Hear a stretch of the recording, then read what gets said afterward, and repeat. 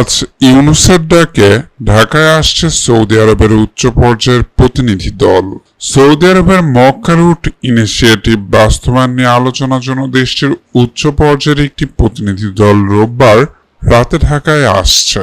ঢাকায় অবস্থিত সৌদি আরব দূতাবাস বাংলাদেশের পররাষ্ট্র মন্ত্রণালয়ের এক কূটনৈতিক নোটের মাধ্যমে এই তথ্য জানিয়েছে। দূতাবাস থেকে জানানো হয়েছে, সৌদি আরবের পাসপোর্ট অধিদপ্তর মহাপরিচালকের নেতৃত্বে একটি বিশেষ প্রতিনিধি দল রোববার রাত 8টা 48 একটি বিশেষ ফ্লাইটে ঢাকায় পৌঁছাবে।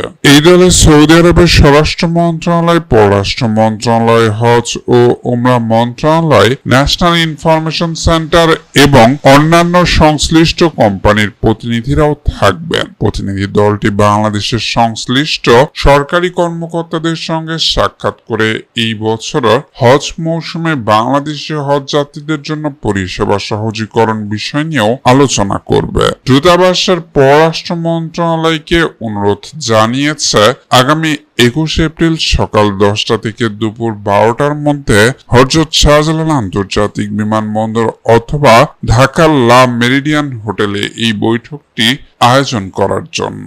দূতাবাসের প্রতিনিধি দলের তালিকা, বৈঠকের আলোচ্যসূচি এবং প্রতিনিধি দলের ফ্লাইটের সময়সূচি পররাষ্ট্র মন্ত্রণালয়কে জানিয়ে প্রয়োজনীয় ব্যবস্থা নেওয়ার জন্য অনুরোধ করা হয়েছে। প্রতিনিধি দলটি আগামী সোমবার সন্ধ্যা 6টায় ঢাকা ত্যাগ করবেন।